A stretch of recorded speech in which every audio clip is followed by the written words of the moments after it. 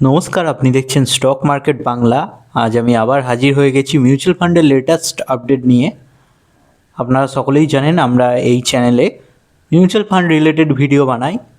প্রতিদিন daily mutual ফান্ডগুলো কীরকম update দিচ্ছে, তার মানে কত টাকার প্রফিট দিচ্ছে, কত কি গেন হচ্ছে, প্রফিট লস সমস্ত কিছু কভার করি আপনাদের সামনে।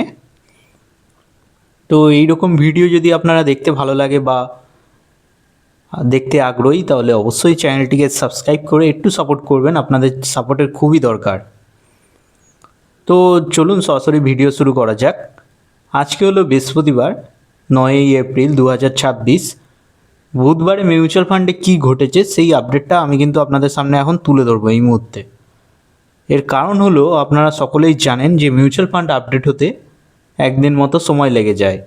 আগের দিনে মিউচুয়াল ফান্ডে কী ঘটেছে সেই সমস্ত আপডেট কিন্তু আমি এই মুহূর্তে আপনাদের সামনে আজকে তুলে ধরব।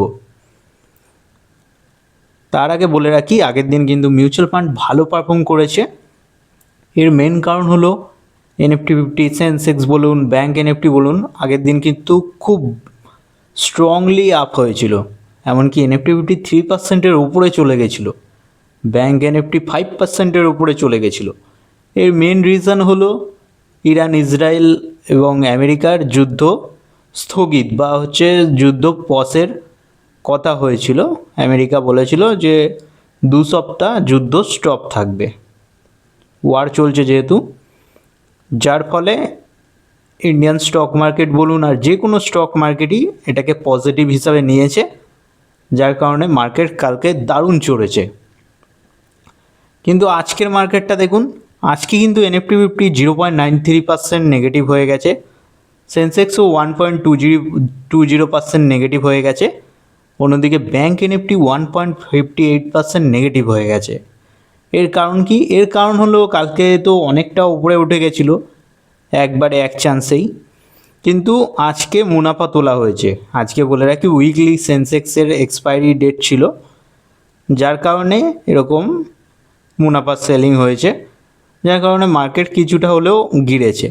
তাছাড়া ইসরায়েল কিন্তু ওয়ার এখনও চালিয়ে যাচ্ছে, আমেরিকা স্টপ করে দিয়েছে কিন্তু ইসরায়েল ওয়ার চালিয়ে যাচ্ছে, যার কারণে মার্কেটে এখনও অনিশ্চয়তা বজায় রয়েছে, যার কারণে ইন্ডিয়ান স্টক মার্কেট খুব একটা ভালো পারফর্ম আজকে করেনি। দেখা যাক আগামী দিনে কি হয়, এর ইম্প্যাক্টটা কালকে পড়বে, আমরা ভিডিও বানিয়ে আপনাদের সামনে তুলে ধরবো। কিন্তু আগের দিন ভালো মার্কেট চড়েছে, সেই ভিডিওতে আমরা চলে যাই যে আগের দিন কেমন কি রিটার্ন দিয়েছে। চলুন এবার দেখা নেওয়া যাক। আমি ড্যাশবোর্ড সেকশানে চলে এসেছি। আপনি দেখলে বিশ্বাস করবেন না, একদিনের রিটার্নটা খালি দেখুন। একদিনে 8,655 টাকার প্রফিট। হ্যাঁ, আপনি ঠিক দেখছেন, 4.54% পোর্টফোলিও চড়ে গেছে। তার মানে বুঝতেই পারছেন কী ধরনের আপে গেছে মিউচুয়াল ফান্ডগুলো। ইন্ডিয়ান স্টক মার্কেট তো কালকে বুম বুম হয়ে গেছে। আমি সব কিছু বলবো। দেখুন, Motilal Oswal mid cap fund আগের দিন রিটার্ন দিয়েছে দেখুন 4.97%, যেটা এক বছরেও দিতে পারেনি, কিন্তু আগের দিন দিয়ে দিয়েছে 6,290 টাকা একদিনে।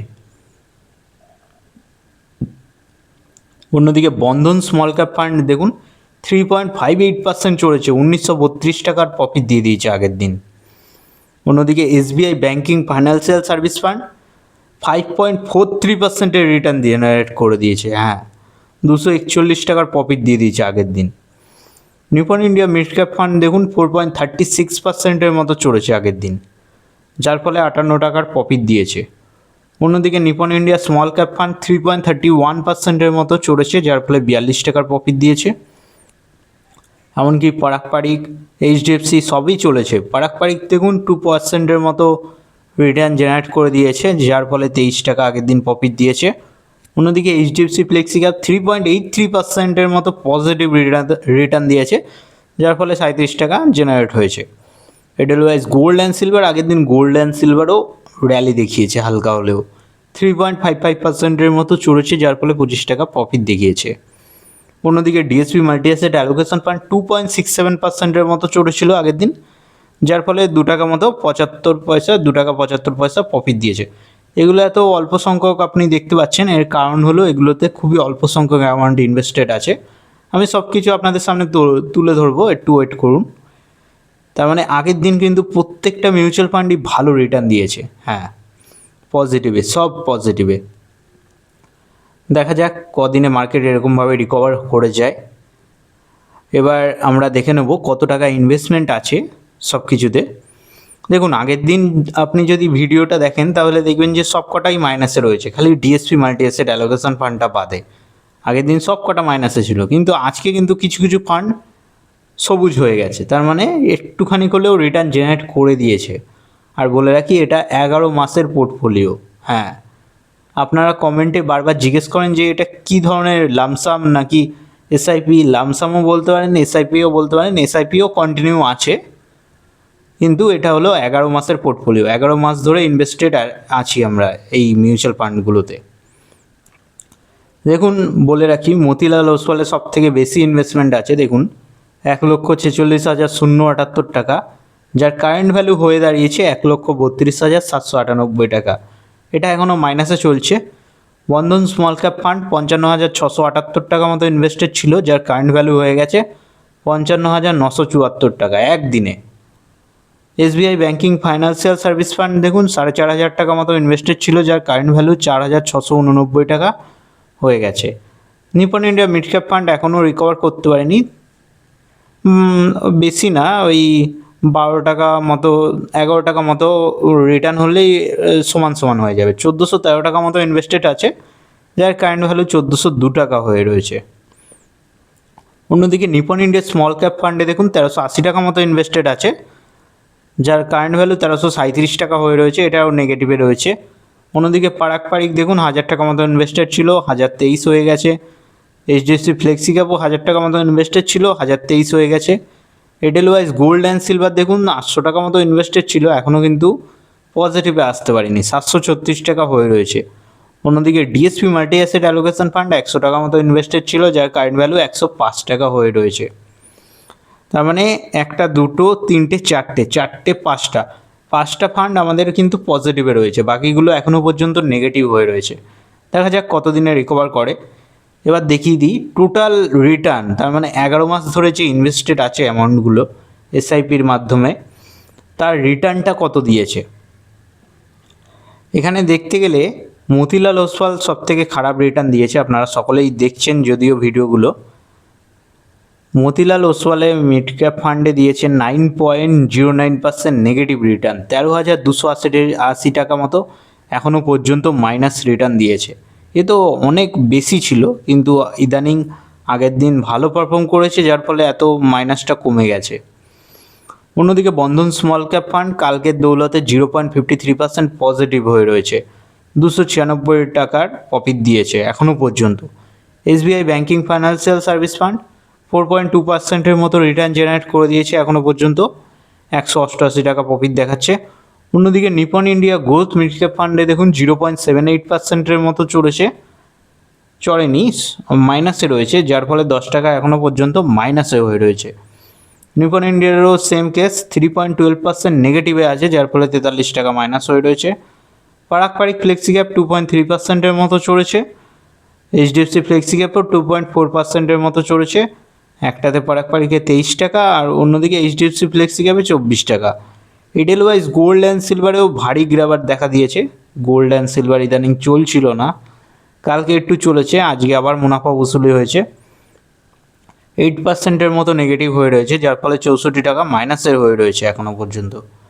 অন্যদিকে DSP multi asset allocation fund 5%-এর মতো রিটার্ন জেনারেট করে দিয়েছে এখনও পর্যন্ত, যার ফলে এই ফান্ডটা এখন পজিটিভে রয়েছে, 5 টাকা মতো প্রফিট দিয়ে রয়েছে। এই তো ছিল আমাদের টোটাল আগের দিনের রিটার্ন, সব গ্রিন। হ্যাঁ, সবই হচ্ছে পজিটিভ রিটার্ন দিয়েছে। এবার দেখিয়ে দিই ওয়ান ডে রিটার্ন দেখুন, 8,655 টাকা। হ্যাঁ, 4.54%-এর মতো চড়েছে পোর্টফোলিও, আর একদিনে 8,655 টাকার প্রফিট দিয়ে দিয়েছে, এটা মুখের কথা নয়।